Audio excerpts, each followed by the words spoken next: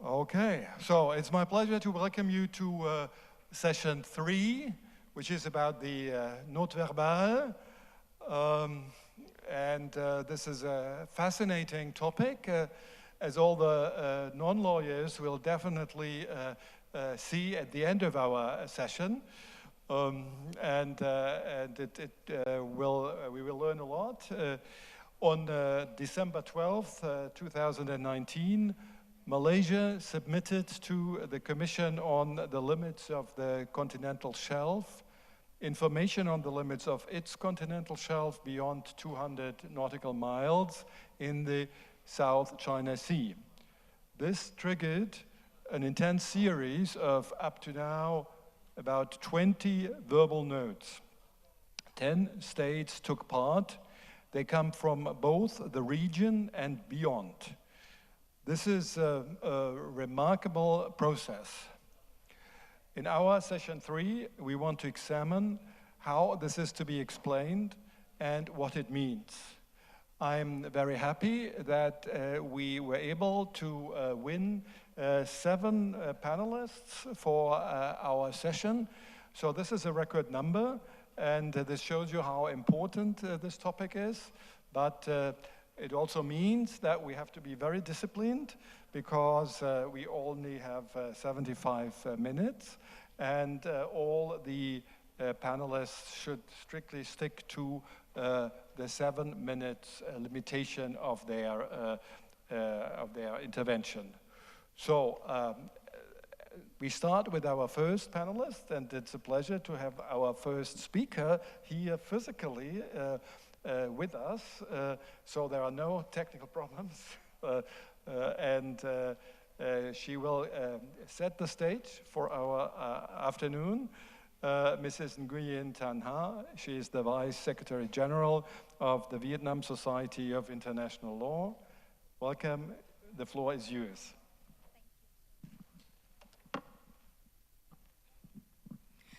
Thank you, sir. Good afternoon. My presentation today is development of the law of the sea in the South China Sea and its implication for regional peace and stability and prosperity.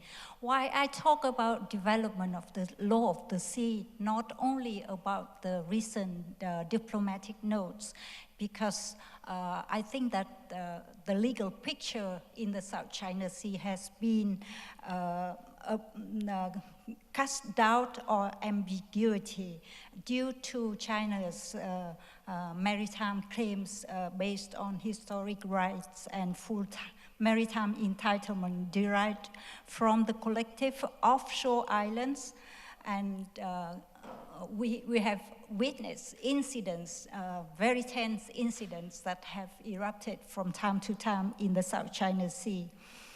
So the situation started to change when the arbitration tribunal was invited to consider some of the maritime claims in the disputes between the Philippines and China in 2013, and in 2016,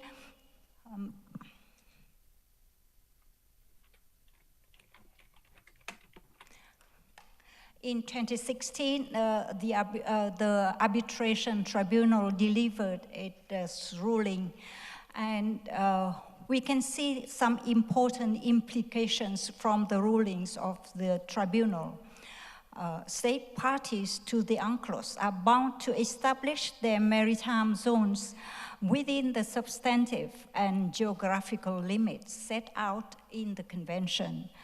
And in the South China Sea, there exist no historic rights that can be exercised in derogation of coastal states' rights to their exclusive economic zone and continental shelf as established in accordance with the convention. The legal status of the offshore islands, irrespective of the fact that territorial sovereignty is in dispute, must be determined on the basis of their natural and original conditions, not of artificial or man-made transformation. And none of the geographical features in the Spratly Islands satisfies the conditions set out in Article 1213 of the Convention to generate an EZ of its own. The Spratly Islands cannot enjoy the legal regime of an archipelagic state. And China's maritime claims in the waters encircled by the 9-dash line, or on the basis of historic rights, or on the basis of entitlements derived from the treating of Spratly Islands as a single entity, are not in accordance with the provisions of UNCLOS. Although we all know that the arbitration award of 2016 is only binding to the parties of the case, and the parties have not tried to enforce the award,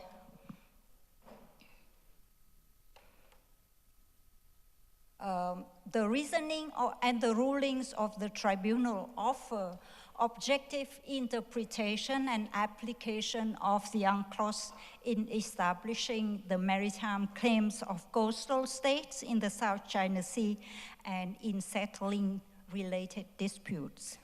The award, in fact, helps reduce ambiguity in defining the legal order under UNCLOS in the South China Sea.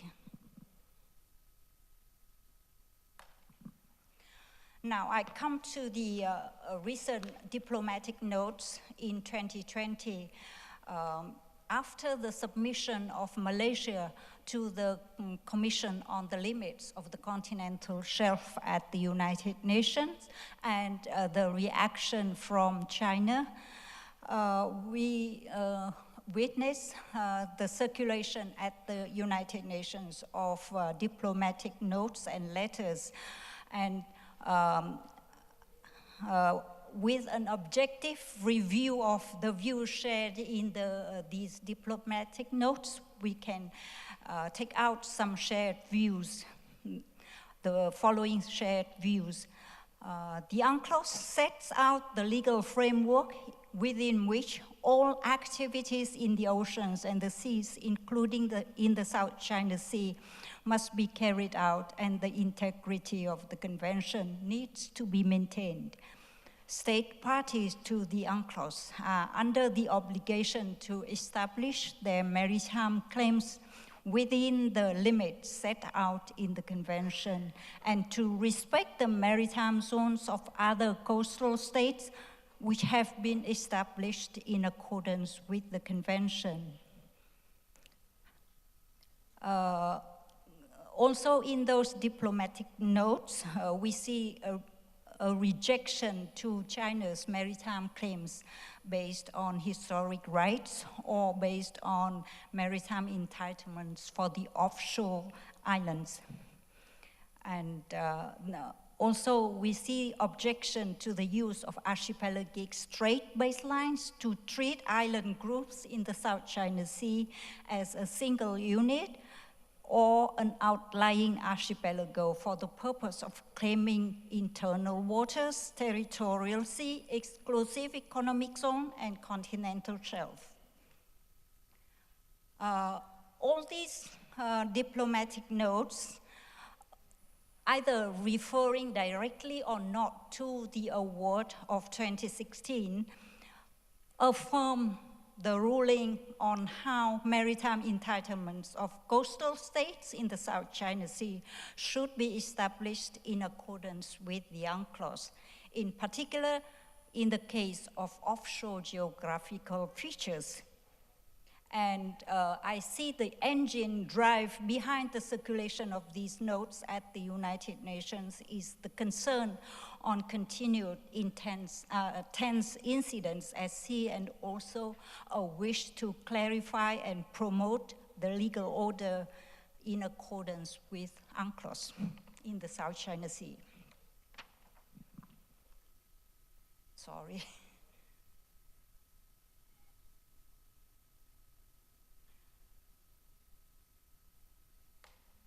Now, I would like to talk a little bit about the possible contribution of this new development of the law of the sea in the South China Sea to the COC, DOC and COC process.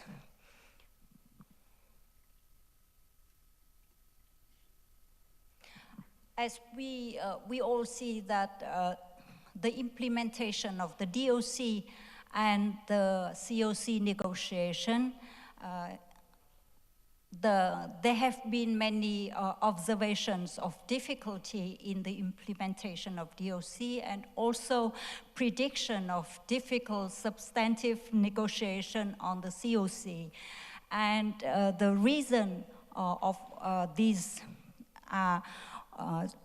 the scope of application, the specific elements of self-restraint by parties, and also the legal status of the document. Now, with the COC, it is clear now that the legal status issue should be put aside pending the concrete negotiation and the possible elements that the negotiating parties could get within the COC. But with the new development in the law of the sea in the South China Sea, we can see some suggestions that could be made to the negotiation of the COC, the substantive negotiation. We see that in the South China Sea now, it's clear that not all waters are disputed. There exist maritime zones of different legal regimes where coastal states and foreign states can conduct concrete activities based on their respective rights and jurisdiction. In the middle of the South China Sea, there exists territorial dispute over the high tide features, and that results in the dispute of maritime entitlements generated by those high tide features. Okay. So with that, I would like to make some suggestions to the issue of scope of application for the COC. We see that we need to have a flexible approach to the issue of the scope of application. You can see in the slide that my two suggestions, I would not try to repeat now due to the time limit. But I would like to make also some suggestions on the specific conducts of self-restraint that should be highlighted in the coming possible COC. These are: the claimant state should not make and enforce claims of territorial sovereignty over low tide elevations and submerged features outside their lawful territorial sea. Also, the claimant state should not make and enforce claims of maritime entitlements derived from low tide elevations and submerged features outside their lawful territorial sea. The claimant state should not apply straight archipelagic baselines to treat offshore islands as a collective entity for the purpose of claiming maritime entitlements. The state parties to the UNCLOS should refrain from advancing maritime claims in the South China Sea on basis outside the UNCLOS and in derogation of the legal regimes provided by the UNCLOS. And last, all users of the South China Sea should refrain from conducts that threaten peace, security, life safety of seafarers and fishermen, marine environment and biodiversity in all parts of the South China Sea. Okay, so with that, I would like to end my presentation and just a few words of conclusion. The arbitration award of 2016 and the diplomatic notes circulated at the UN show that shared legal positions are building up against unlawful maritime claims. And these new developments should be duly noted and could contribute to strengthen the COC. Thank you. Okay, thank you, Mrs. R. My job as moderator is to be cruel and to remind you of the time. Of course, I could have listened for hours, but we only have 75 minutes, and there are 6 more panelists. So I appeal to the remaining panelists to stick to the 7 minutes limit. The next one on my list is Professor J. Batong Bakal. Is he online? Yes. Yes, hello. Yes, welcome. Professor Batong Bakal is working at the College of Law of the University of the Philippines, and he's director of the university's Institute for Maritime Affairs and the Law of the Sea. So you have the floor. Thank you. Good afternoon to everyone. Thank you for inviting me to participate in this, even if only virtually. I envy those who are already in Hanoi. I do wish I'll be able to go back there soon. Now, to the main topic at hand, let me just get straight to the point. Now, given that the CLCS, the venue of these notes, given that the CLCS has clearly laid down in its guidelines and its rules of procedure, and as well considering the nature of the CLCS, given that it does not have any jurisdictional competence to adjudge or arbitrate the legality or legitimacy of any ECS claims, as well as the basis of those claims, and also looking at or considering the disclaimer that accompanies the posting of the submissions on the webpage of the CLCS and maintained by Dualos, it is obvious that no legal implications can be drawn from any statements or claims made by coastal states before the CLCS. But by asking for a wider dissemination to all UNCLOS state parties and members of the UN of its note, China actually used the CLCS and CLCS process into a means of expressing and publicizing its illegitimate and excessive claims to the South China Sea within the 9-dash line, beginning in 2009. So instead of being a venue for scientific validation, which is the purpose of CLCS, the CLCS became a podium from which it could formally announce its excessive claims. And as later on characterized by the South China Sea arbitration, this was actually the first time that China formally communicated this claim to the international community and subsequently acted upon it. And that was the starting point for considering that China had formally, officially, and publicly made an expansive claim to more than what UNCLOS provided in terms of maritime jurisdiction and marine resources pertaining to coastal states. Now, statements before the international community on matters of legal import, such as claims to territories or jurisdictions, could be considered recognized through silence or acquiescence, unless contradictory statements are made by other states potentially affected by them. So the purpose of China in using the CLCS and the CLCS process to formally announce its claim was clearly to set up a situation where it could claim that its position was well known and that there having been a formal communication, it was afterwards acquiesced to or agreed to by the rest of the world. The anticipated acquiescence was to be procured because coastal states could not perceive or probably would not perceive an urgent necessity to state a contrary position. After all, nothing in the CLCS process was intended to settle contradictory or disputed claims.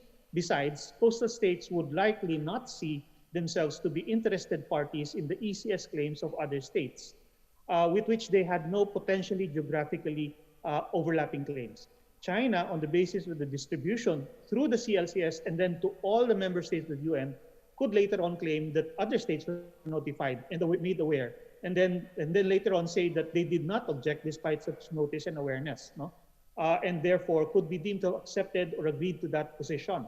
Now that was important for China because it could have been the basis for an argument that there was now regional international law, or at the very least implied recognition of its excessive claim. But this did not take place. Regional countries correctly sensed the use of the CLCS process and wised up to deploy, especially after witnessing how China was imposing itself on its neighbors by unilaterally conducting such activities as seismic exploration in their respective waters. Likewise, the maritime powers, the extra-regional maritime powers, and the international community have also witnessed this sometimes coercive nature of China's diplomacy in the South China Sea, and have noted this resort to the CLCS process. Now, the two notes, the 2009 notes, which put forward the 9-dash line, the map, and the so-called historic rights to the area of the South China Sea, and then the 2019 note verbal, which put forward now the so-called 4-SHA theory, or the expanded zones around the 4 different island groups. These are instances, these are attempts by China essentially to attempt to secure acquiescence, but they have basically failed. As everyone knows, regional countries and extra-regional countries responded explicitly to these claims. China has been unable repeatedly to effectively rejoin or respond in turn to these arguments against the validity or legality of its excessive position, as expressed by not only regional states, but also other states such as the United States and Australia, etc.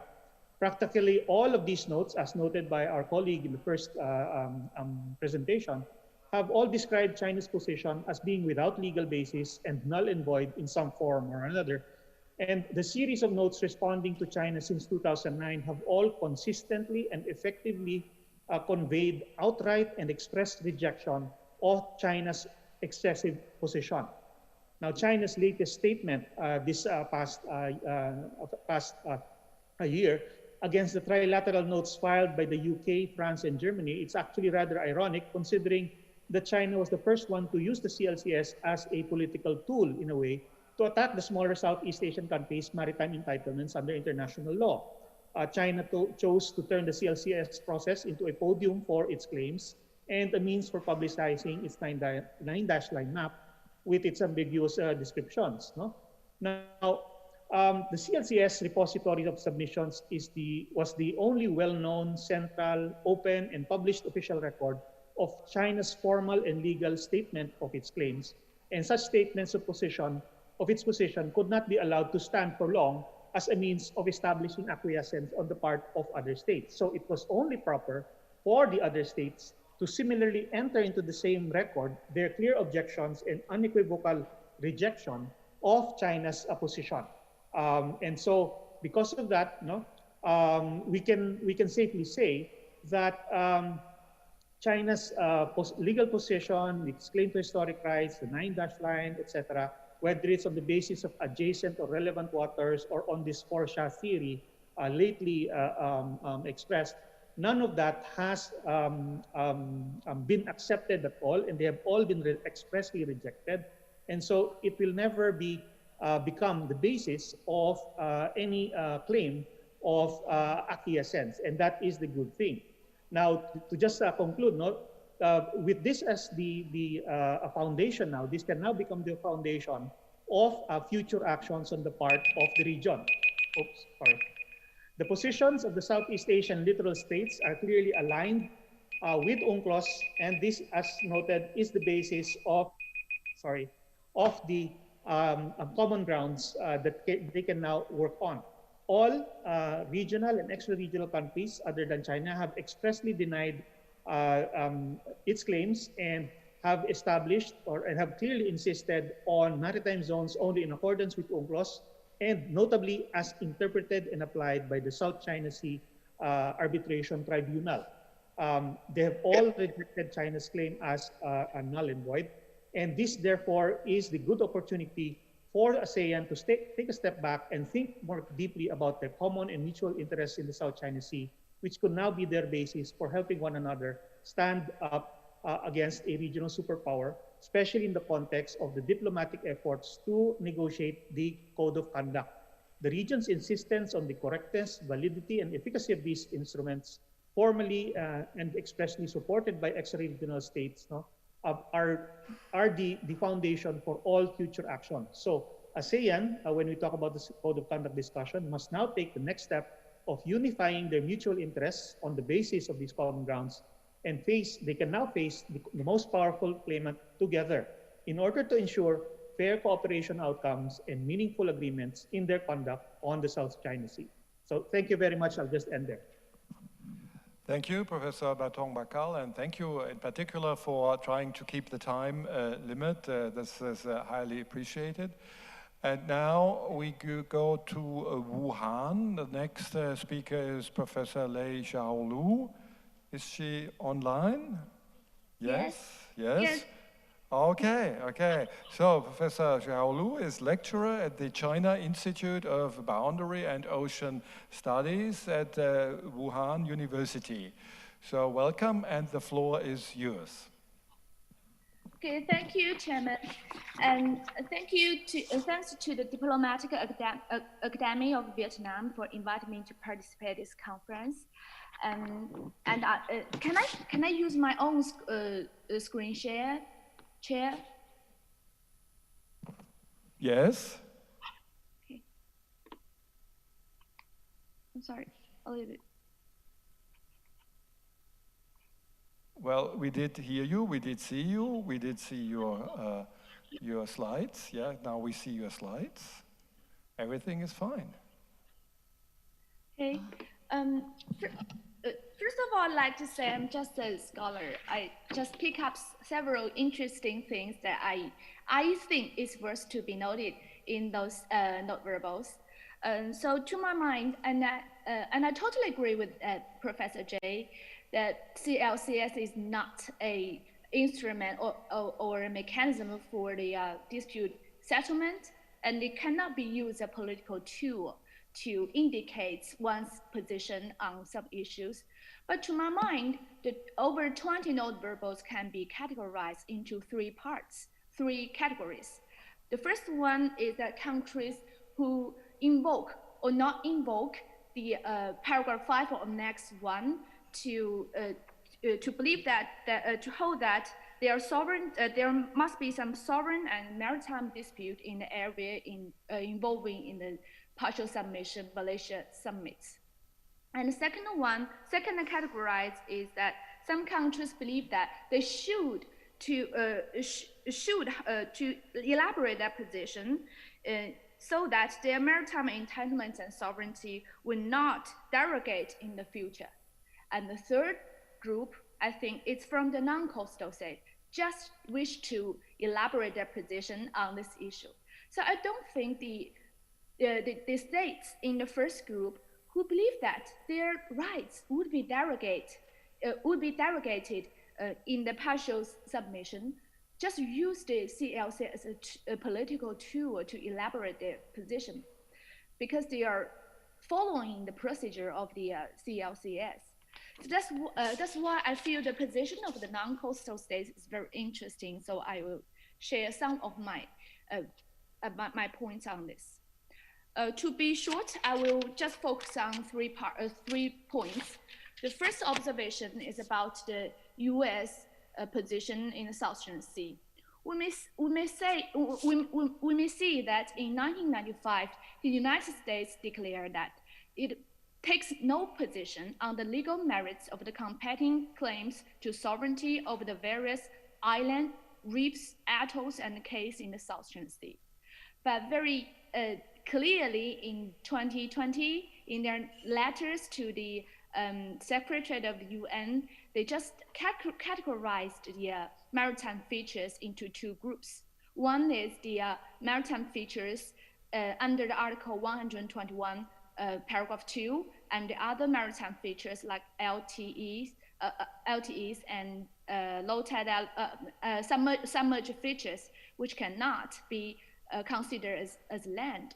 So we see that position of the US take no position on the territorial issues has been derogated. And it's limited to the scope of policy of taking no position to all the maritime features in the South China Sea to the islands under the Article 121 of the Convention. So I think this is the first observation I noted. And secondly, I will say something about straight baseline regimes. We noted that the joint nonverbals from UK, France, and Germany stating that the UNCLOS exhausted all the baseline regimes, and Specifically, the UK, as we noted that UK and France both draw straight baselines around their own outlying archipelagos.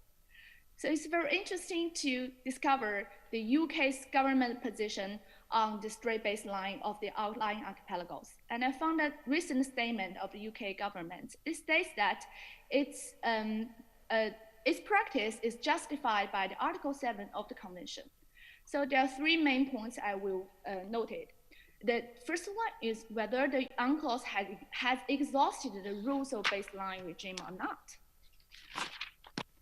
We will see that in the preparatory work of the UNCLOS, during the UNCLOS 3, there were very special conflict between the archipelagical states and the continental state who own the outlying archipelagos.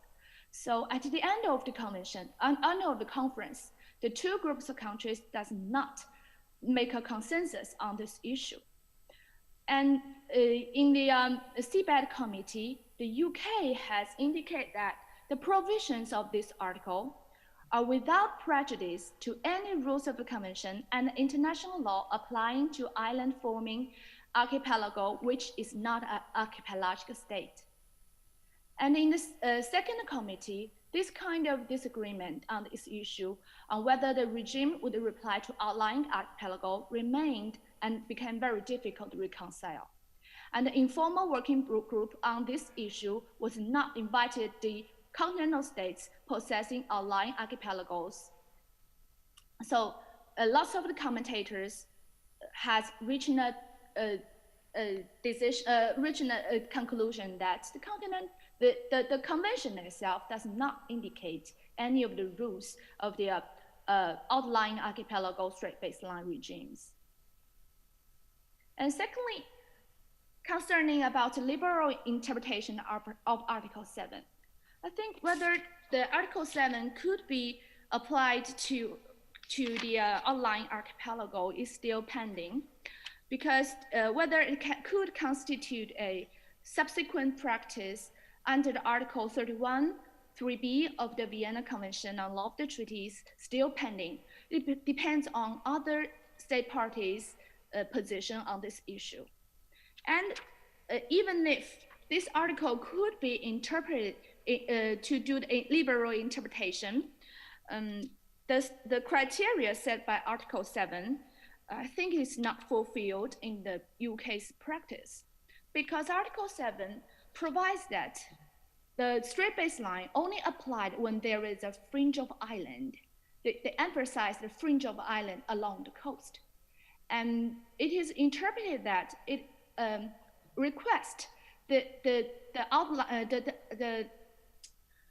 fringe islands will meet the criteria of masking effect. And some commentators do not believe, just like Coppola and Roach, does not believe that the Turks and Caicos Island meet this kind of criteria. And in any event, there might be some cases that straight baseline could be justified either by customary international law or the interpretation of Article 7. However, this kind of practice is not overwhelming in the outlying archipelagos. For example, there are some still very large numbers of the continental states for the outlying archipelagos, and those archipelagos cannot be justified by Article 7. For example, the Australian straight baseline around the Hoffman Islands, and this practice is obviously cannot be justified by the Article 7. So I don't think UK's statement on the outlying archipelagos will derogate general practice of applying a straight baseline to outlying to the outlying archipelagos. And now, from those notables, we'll find that the interference from the non-coastal state has been strengthened. And I think the non-coastal state get more and more involved in this region. And those notables emphasize the maritime dispute and the territorial and maritime dispute in this area, and which will undermine the political will for further cooperation. So I think to promoting the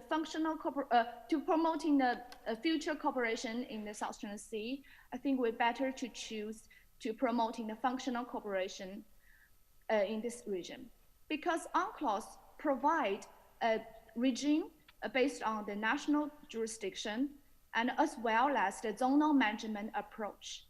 For example, the UNCLOS provide the obligations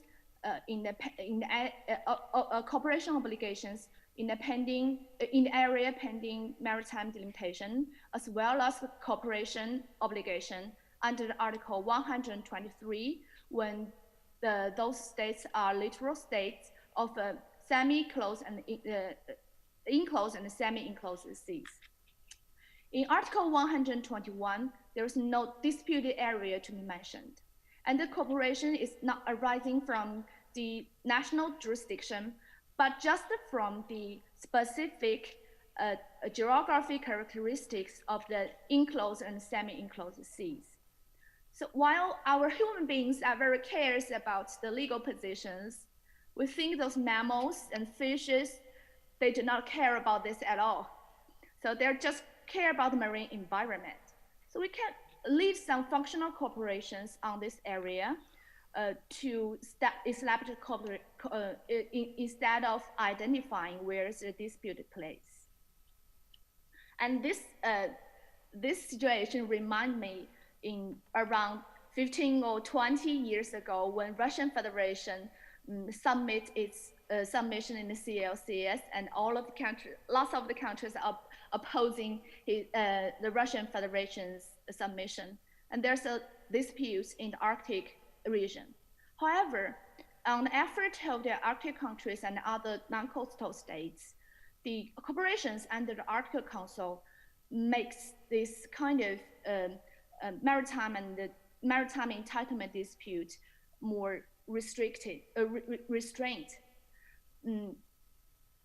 And also the Arctic Council offers a very good regime for the observers to deal with the non-coastal states' interest.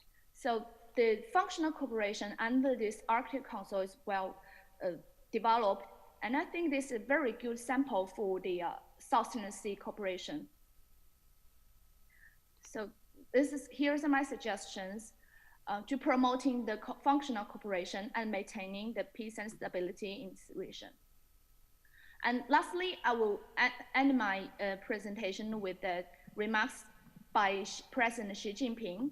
He indicated that the blue planet that we inhabited is not divided into islands by the oceans, but is connected by the oceans to form a community of shared future.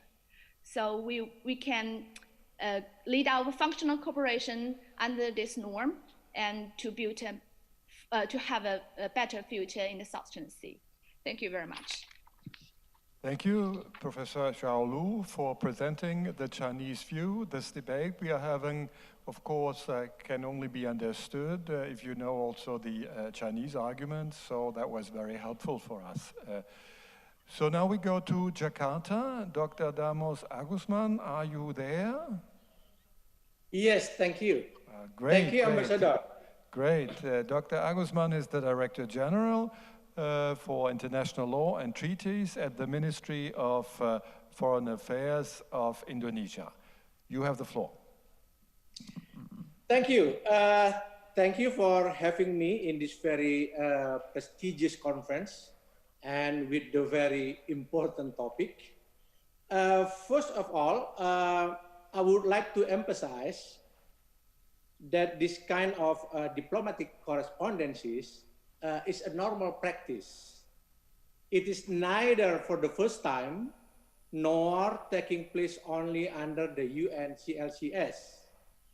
The same legal notes also took place in 2009 and 2011, triggered by the joint submission of Malaysia and Vietnam.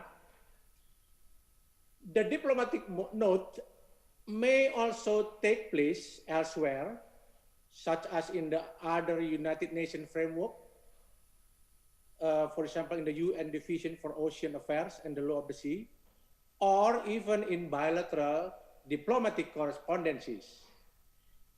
Actually, it has already taken place when state parties to UNCLOS made declarations upon their signing or ratifications.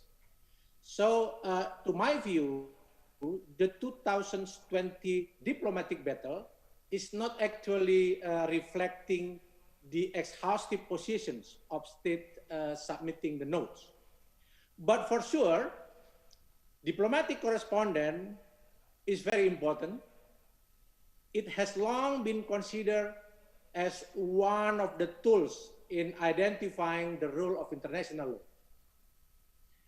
International Law Commission, for example, in its recommendation to the UNGA in 2018, already put diplomatic correspondence as one of the items that may well identify general practice of customary international law. So if we look carefully, the current notes battles, they highlight at least two distinct aspects of the South China Sea dispute. The first is the dispute concerning the sovereignty over feature, or we call it title to feature, which is, of course, it is governed under general international law under the rubric of territorial acquisitions. And under this rubric, Indonesia is neutral, and I think most countries also neutral. The second issue, the second aspect, which should be distinguished from the first one, is the claim over maritime zone from the feature, which is, of course, governed by UNCLOS under the rubric of maritime entitlement. On this part, Arbitral Tribunal 2016 has made the determinations. So please do not forget that the core dispute of the South China Sea, or the real one, is actually the title to feature. But currently, the public discourse is very much dominated by the second issue, that is about maritime entitlement. And it become more complicated with the sweeping claim, so-called historic right within 9 dash lines. Then people forget about the core dispute itself. That is about which feature actually belong to whom. So the unnecessary mix-up between the two has confused the public even until now. Of course, there is interface between the two, between title to feature in one hand and maritime entitlement on the other hand. So, for example, the determination of maritime status of feature will, of course, affect the issue of subject to appropriation. And under UNCLOS, if a feature located beyond 12 nautical miles from any high tide feature, and if it is a low tide elevation or an underwater feature, then it is a feature not capable for sovereignty claim. They must be removed from the list of dispute feature. So Professor Lei has already indicated that the US has changed the positions, but actually the position is this interface situations. The 2016 Arbitral Tribunal, for example, made some decisions on this interface issue by declaring that Mischief Reef and Second Thomas Shoal are low tide elevation outside 12 nautical miles from any high tide feature. They are thus not capable for appropriation. So both features shall be removed from the list. So this is the clarifications from the Arbitral Tribunal. I'm happy to say that the note verbal attempt to make these distinctions, and they have clarified some legal questions. First, on title to feature, claimant state have asserted their claim over feature. and this is normal. But at this stage, they did not elaborate what the basis for their respective claim. They only say a very normative paragraph that they have indisputable sovereignty over future in South China Sea. That's all. But China and Vietnam a bit went further by saying that the claim are supported by abundant historical evidences. But under interface issue, I mean in between title to territory and maritime entitlement, some states highlight that underwater features are not subject to sovereignty claim or not capable of appropriations. When saying this, I don't think that it should be necessarily the state taking side, because they are not talking about which feature belong to whom, but they are talking about what UNCLOS say about the maritime status of the feature. So for example, the US mentioned Mischief Reef and Second Thomas Shoal as low tide elevation, or Macclesfield Bank or James Shoal as submerged feature. Thus, they are not subject of appropriation. Second, on maritime entitlement, the note verbal also made some clarifications. All states except China unanimously and explicitly agree that historic right claim within 9 days line is illegal.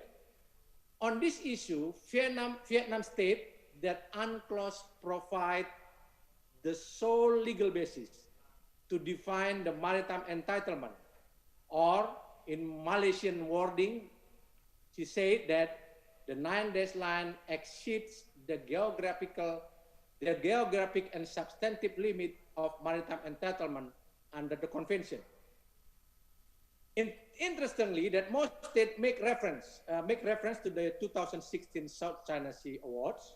The Philippine state that the tribunal has conclusively settled the issue of historic right and maritime entitlement.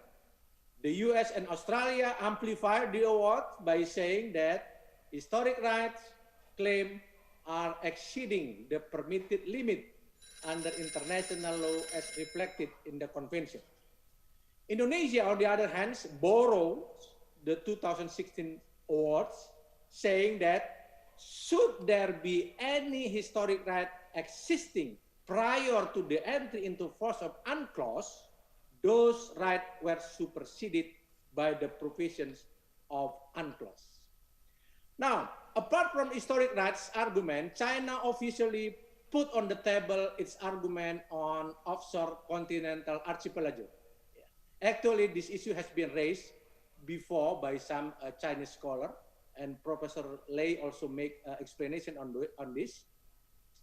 China argued that UNCLOS does not cover everything about the maritime order, and matters not regulated continue to be governed by the rule of principle of general international law. We agree on that. But unfortunately, China then jumped to a conclusion that the drawing of such baseline conform to the UNCLOS and general international law. Of course, this argument was immediately rejected by most states, simply just invoking the 2016 tribunal, which clearly stated that UNCLOS prohibit such state baseline in other circumstances. Most states agree on key issues that no feature in Spratly are capable to generate continental shelf or exclusive economic zone. Now, I come to answer the questions. What is the future of the South China Sea dispute starting from this diplomatic battle? The battle of North Verbal itself may continue to the foreseeable future in the next years to come. The 2016 South China Sea Award actually has stimulated the proliferations of legal clarifications after being silenced in the past. While I do believe that the battle itself is not by itself ending the dispute, but there is a significant significant role of the legal exchange that already being derived. In this battle, most claimants have indicated, if not disclosed, their newly clarified legal positions pertaining to their claim in official manner and in public domain. The transparency and clarification of the respective claim will, of course, enable them to understand each other. In turn, it would be easier for them to move forward for the peaceful settlement. I want to share the lesson learned that may be taken from the Sipadan and Ligitan case between Indonesia and Malaysia, which started actually in 1969, but it was only in 1990 that both parties clarified their legal basis and argument and being transparent to each other. From this legal exercise, both finally were inspired to submit the case to the ICJ. Now I think it is the right time for all claimants, at least ASEAN claimants, to declare publicly which feature actually they claim accordingly. So the next question is, does it help the COC process? Does it help the COC negotiations? Of course, it depends on how the negotiator capitalize this transparency. It might pose legal challenges, knowing that the position between ASEAN and China apparently, from this diplomatic note, apparently mutually negate each other. I'm terribly sorry, but I have to remind you of the time. Okay, one should overrule another, but at least this might help the COC negotiator in identifying legal challenges that lie ahead. I put an end, sorry for having much time for this. Thank you very much, Ambassador. Yes, thank you, Dr. Agusman. I'm sorry, but we have still 3 more panelists, and we also want to give the participants the possibility to ask some questions. So the next stop in our digital journey is London. Andrew Murdoch, are you there? Yes, Andrew? hello, Ambassador. Hopefully you can hear me okay. Okay, so Andrew did participate in person last year here at the conference. This year it will only be online, but next year again, of course, in person. Now we are looking forward to your online contribution. Thanks very much, and I will try and be as quick as possible. So firstly, ladies and gentlemen, thank you very much for inviting me to speak. It's the focus of my presentation will be relatively limited. What I want to focus on is the perspective of the interventions by non-regional states, and obviously in particular the note verbal issued by the United Kingdom. And you can move on to the next slide if you're in the room.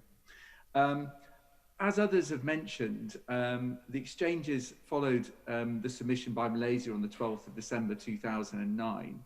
And we've had 19 communications by South China Sea's coastal states and 5 communications by other states, including the United Kingdom.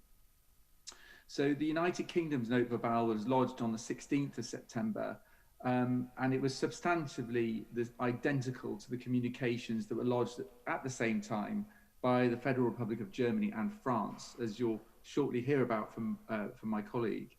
So the first question, I think, and it has been raised by other speakers, is whether these communications from a non-regional state should be regarded as a politicization of the submission process to the Commission. A fair question to ask, but I think the answer to that is a clear no, for the reasons that I'm going to mention. And really it's about the consideration of 2 things. Firstly, the content of the notes, and secondly, their legal effect. So firstly then on to the content. As I say, my fellow speaker, Sandrine Babier, will touch on this in more detail. As I said, the notes were identical in substance. but I want to highlight at a higher level some of the key features. The notes did take careful care to address, not to address the merits of the substantive technical issues being put before the technical body, the Commission. Instead, they were very much framed, and expressly so, in reference to the views expressed by the People's Republic of China regarding its maritime claims in the South China Sea. The notes are legal in their use of language and certainly not political. And the language used throughout the substantive parts is that of the Convention, highlighting expressly the universal and unified nature of the Convention. All the main points in the notes are legal points under a single heading, which is termed the reaffirmation of legal positions. So secondly then is the legal effect of the notes. So as I've said, the notes do not respond to Malaysia's partial submission to the remaining portion of the continental shelf beyond 200 nautical miles. But that's not to say they are without legal effect. As I mentioned, the notes were made in response to views expressed by China. And as can be seen, the numerous communications to China contain legal views. These views are now, as others have said, in the public domain, and states are plainly on notice of them, hence their circulation round the United Nations. Now, of course, I should point out that while key aspects of the Chinese views lack real precision, I mean, we know there are no baseline claims around certain features that have been published as they would otherwise be expected to be. There are aspects of the communications which do contain sufficient detail to allow some form of response, even to those to the broad nature of the positions being made. Now, of course, outside of this note verbal process, the United Kingdom has published its own detailed position paper on the South China Sea to its Parliament on the 3rd of September. And these address much more in detail lots of the issues, including, I think, as Professor Lay has mentioned, the details of the Turks and Caicos claims, and clearly how those can be distinguishable from the very large baseline claims that would otherwise be drawn, and the huge water that would be encompassed in the South China Seas by similar use of these claims. But one important aspect of the most recent communications from China is that it is clear that the aspects of their legal views are based on legal foundations said to be founded outside of the Convention. For example, in one of their recent communications, a quote, UNCLOS does not cover everything about the maritime order. Paragraph 8 of the preamble of the UN Convention on Law of the Sea emphasizes that matters not regulated by this convention continue to be governed by the rules and principles of general international law, end quote. And also, a further quote, the drawing of territorial sea lines by China on relative islands and reefs in the South China Sea conforms to UNCLOS and general international law. In this respect, there is legal merit in states making clear their objection to legal claims justified under purported customary international law outside of the Convention, when these matters are actually already dealt with by the Convention. Why? Well, it enables such states to rely on the status of persistent objector if such claims were ever to be upheld, however unlikely that might be in this case. It also provides evidence of opinio juris, or legal views, to be taken into account in whether claims are regarded as being part of customary international law. And thirdly, it avoids, and I think another speaker mentioned this, any suggestions that silence from states is evidence of acquiescence.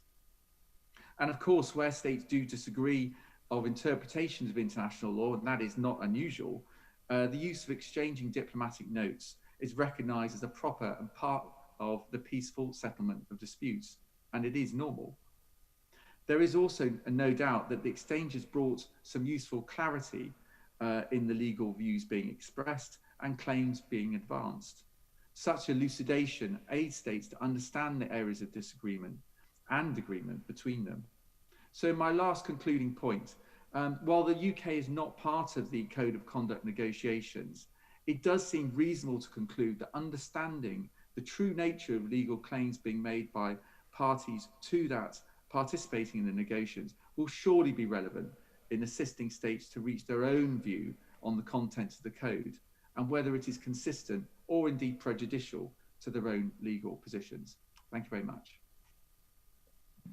Well, thank you, Andrew. You even gave us 1 second, so you were perfect, the perfect panelist. Thank you very much.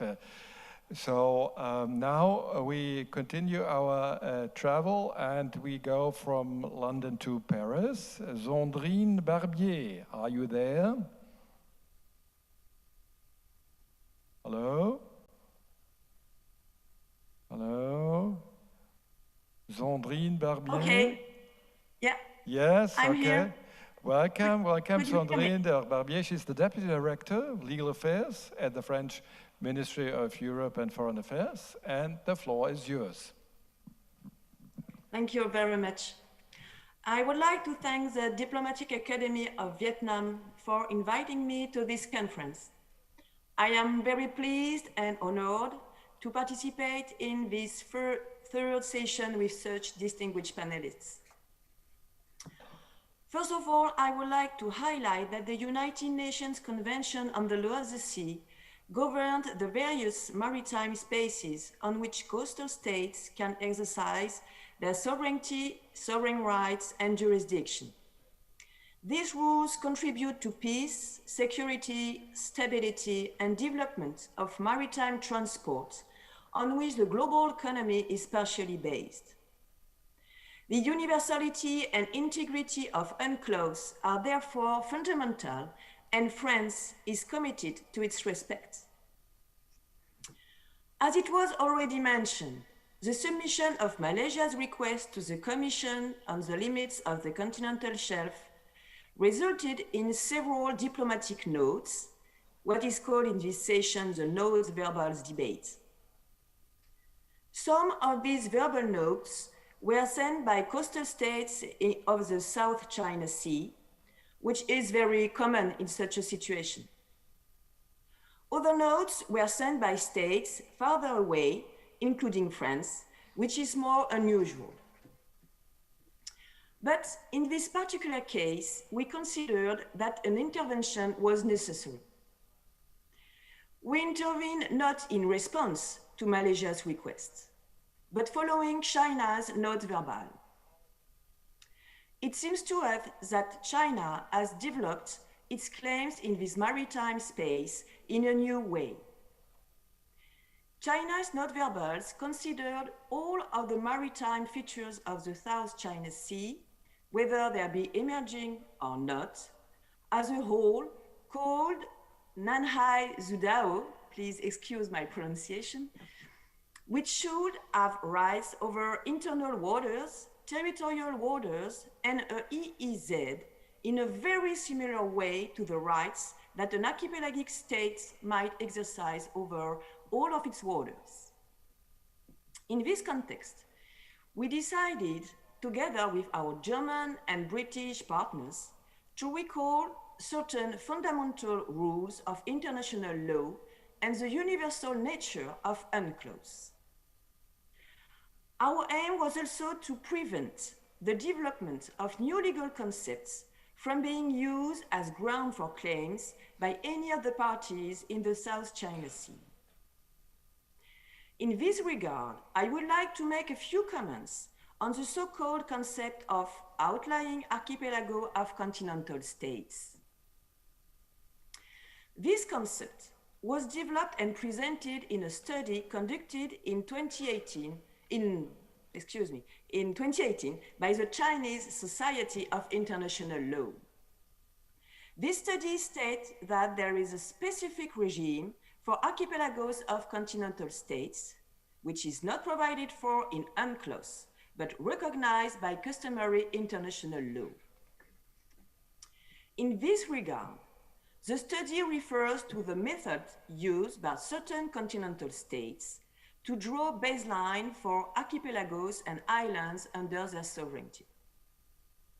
This academic concept seems to have resonated among Chinese authorities. I would like to point out that the regime of normal baselines and straight baselines is provided for in Article 5 to 16 of Section 2 of Part 2 of UNCLOS. All coastal states, whether continental, island, or archipelagic, may implement this system of normal baseline or straight baselines. Part 4 of UNCLOS is devoted to the regime of archipelagic states and is solely reserved for these states. Article 46 states that an archipelagic state is a state constituted wholly by one or more archipelagos and may include other islands. Only the states referred to in this article may draw archipelagic baselines, and all other states, including states whose main territory is continental, may not apply this provision of Part 4 of UNCLOS. This study has referred to the practice of various coastal states, including France, in support of this theory.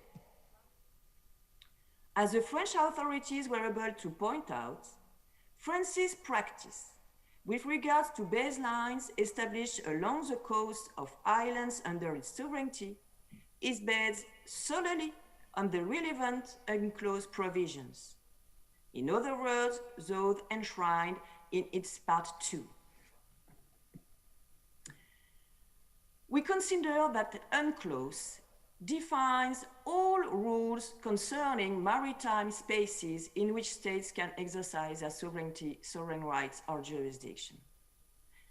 Paragraph 8 of the preamble of UNCLOS, which states that, I quote, matters not regulated by the Convention continue to be governed by the rules and principles of general international law, end of quote, is not relevant here. There is no gap in UNCLOS on these issues.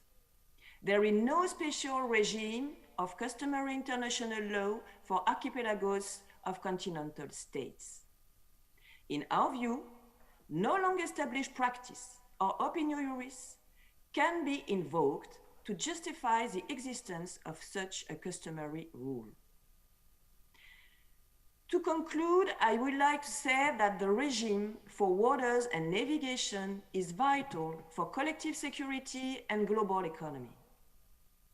It is one of the major achievements of UNCLOS, which is to have codified together spaces and uses of the sea, all of the maritime spaces and rights of states, especially coastal states.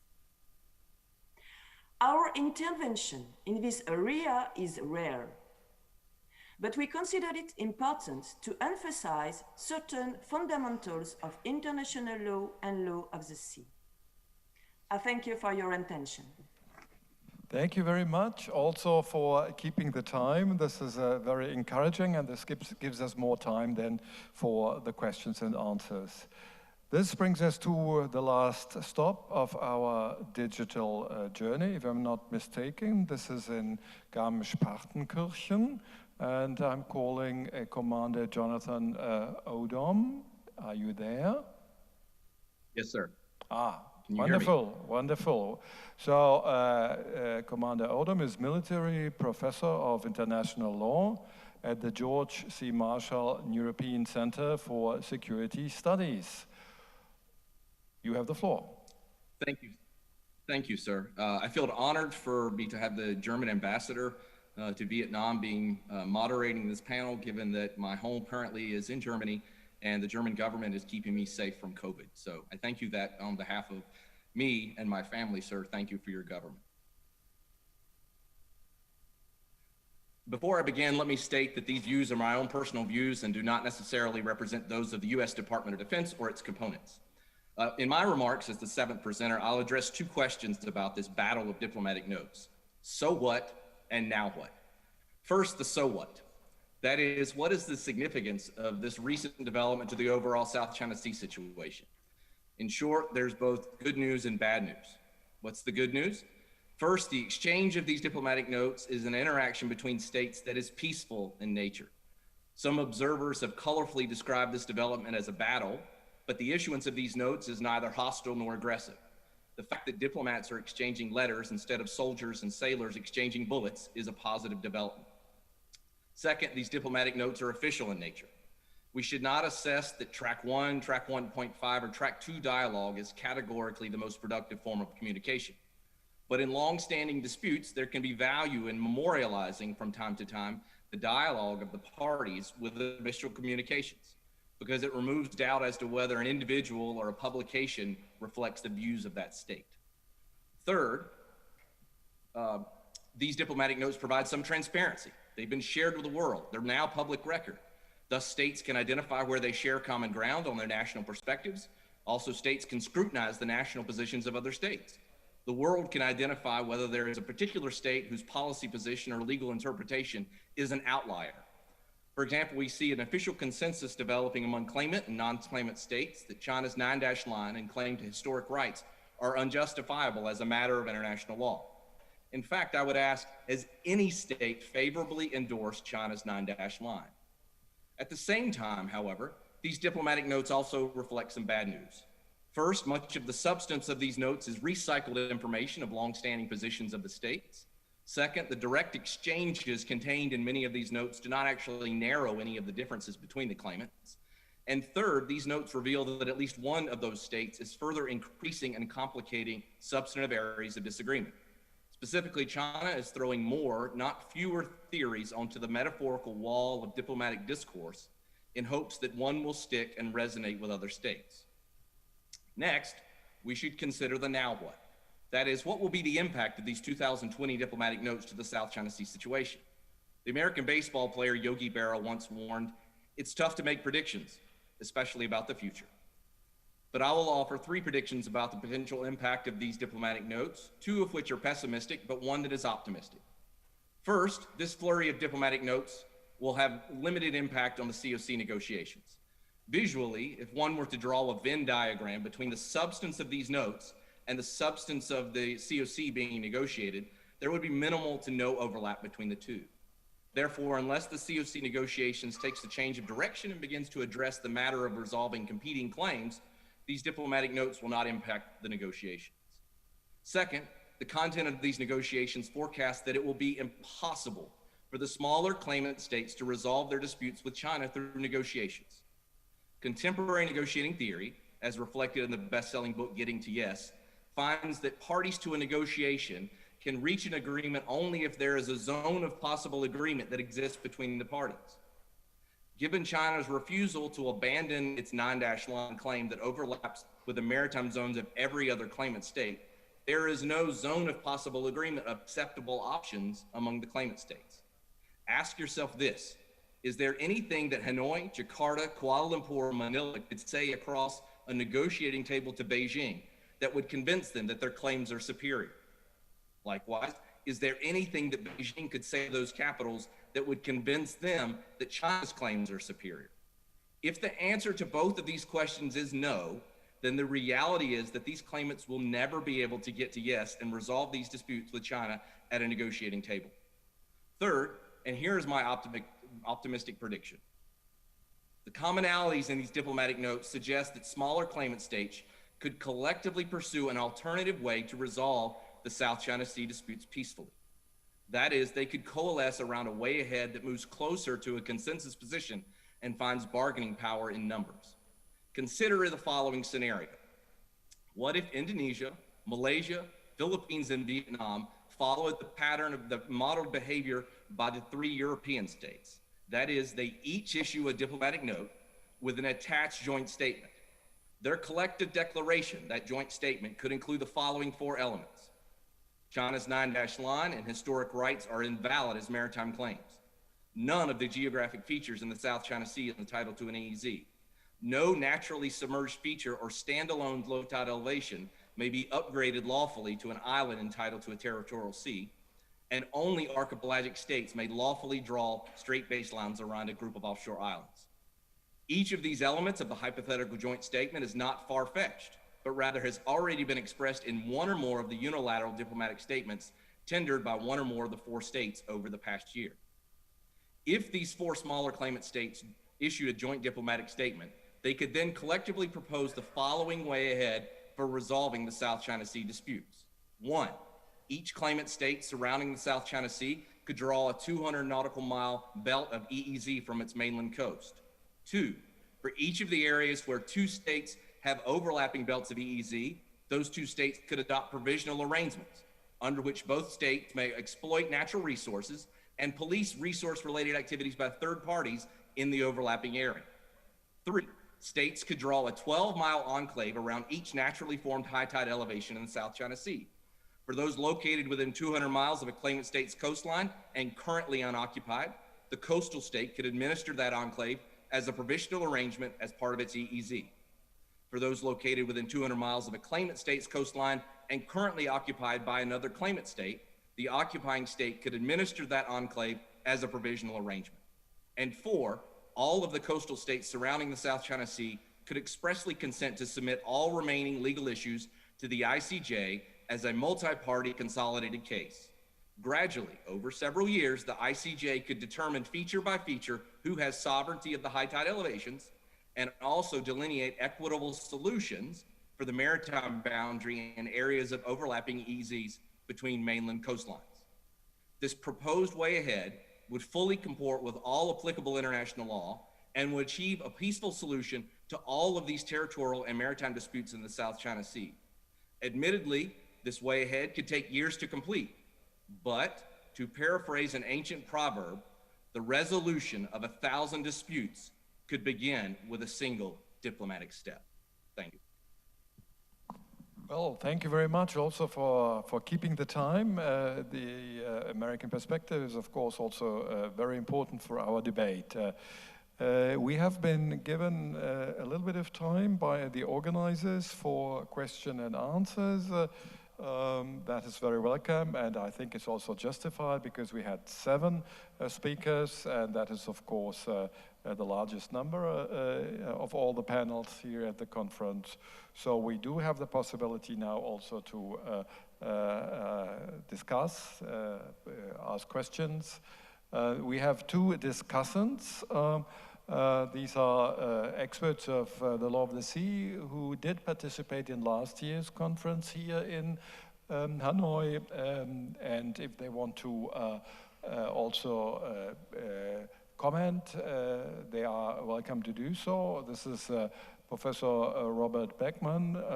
He's the head of the Ocean Law and Policy Program of the Center of International Law of the University of Singapore. And then it is Judge Helmut Türk, a former judge of the International Tribunal for the Law of the Sea.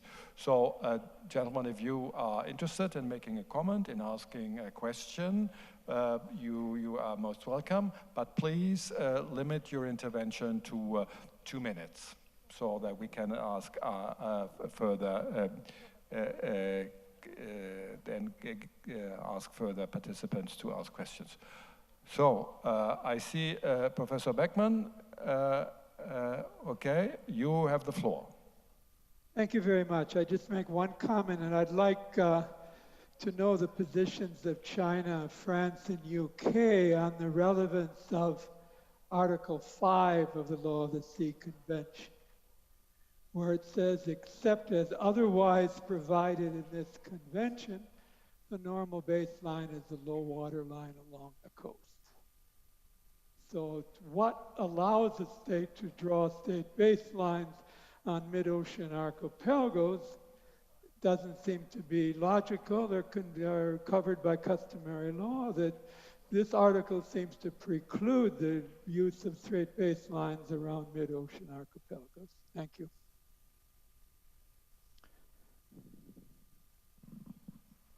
Okay, we do have also questions. Okay, now there is Professor Pan Junwu from the School of International Law, Northwest University of Political Science and Law. He has asked for the possibility to make an intervention. So if you want, the floor is yours. Thank you. Yes, thank you, Chairman. My question goes to Ms. Hua. I'm not sure my pronunciation is right, the Vice Secretary General, Finance Society International Law. Yeah, thank you for you talking about the South China Sea arbitration. As we know, in the arbitration, one obvious mistake was made by the tribunal. The island of Taipingdao, it is also called Itu Aba, was an island in whatever, standards. Of course, in accordance with the UNCLOS. The tribunal bravely interpreted, paragraph 3 of 121 by ignoring the fact. As we know, Professor Miron, Nordquist, that's very famous, experts in law of the sea from Virginia University, wrote an article criticizing, the tribunal for such a, mistake. Ms. Hua, could you give some, your comment on it?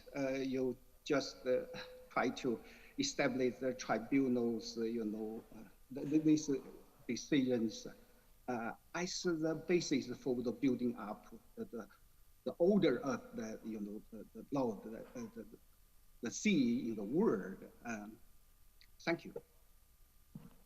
Thank you. I suggest that we collect a couple of questions in order to save time. I do have an online question by Dr. Konstantinos Yalouridis of the BIICL London. The question goes to Mrs. Ha. As Mrs. Ha mentioned correctly, that under the COC, all users of the South China Sea should refrain from actions which endanger peace and security. Are there any commonly agreed objective criteria to determine when an action is likely to endanger peace and security? Or is this plainly a subjective test depending on other countries' reactions? So this was one online question. Maybe we have also questions here in the room. Are there any questions here in the room?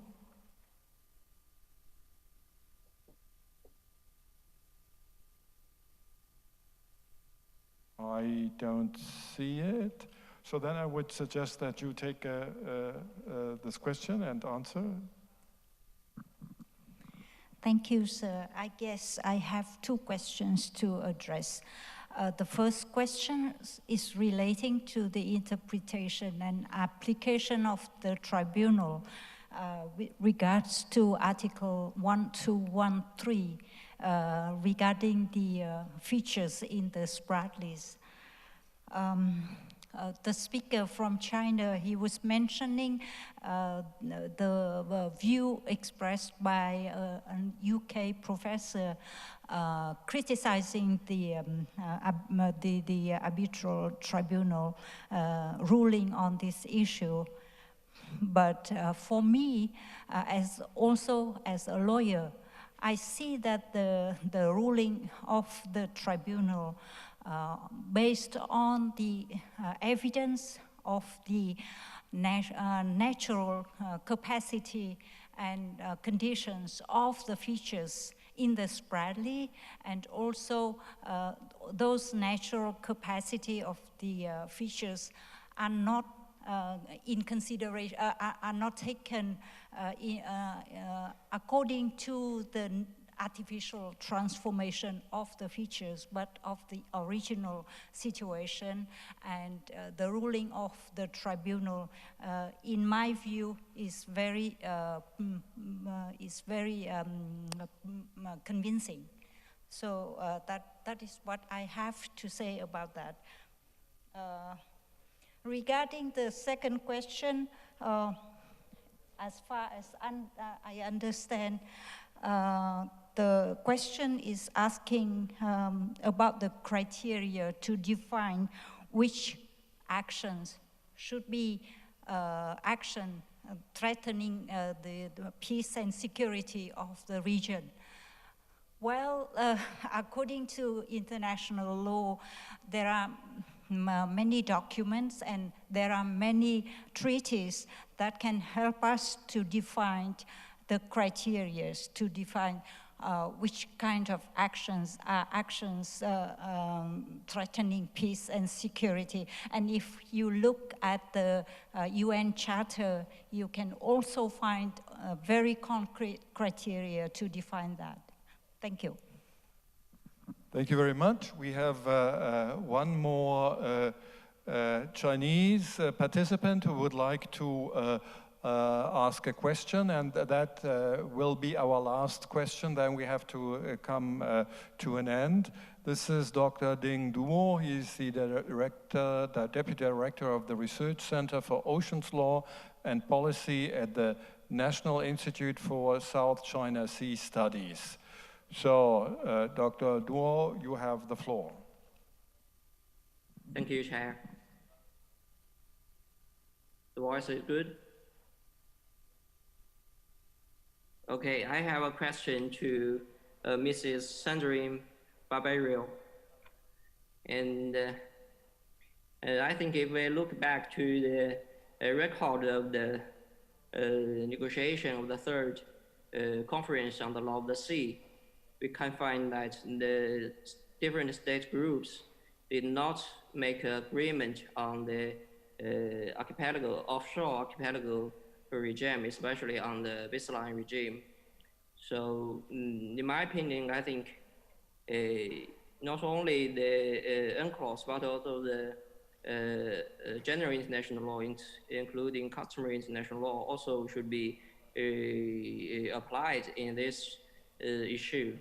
If we look at the state practice, there are more than 20 states to straight baseline.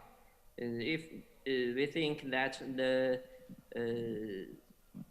UNCLOS regulated all the issue on the offshore archipelagos regime, how to explain this kind of state practice from the international law perspective? They do exist, such kind of state practice. More than 20 states choose baseline on their offshore archipelagos. So I think as a matter of fact, and as a matter of international law, such offshore archipelago baseline regime can be regulated and by the general international law, including customary international law. And also I have a commentary to all the participants' presentation. That is, when we talk about the law on the sea, we always emphasize the importance of the UNCLOS. I won't deny that. I won't deny that point. But from a lawyer's view, I think both customary international law and UNCLOS constitute the two pillars of the order on the law of the sea. So when scholars talk about that,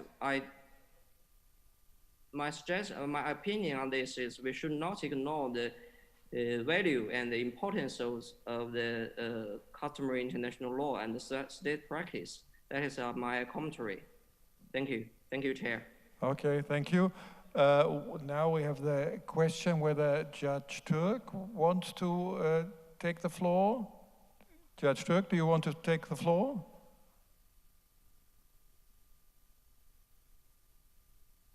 No, this does not seem to be the case.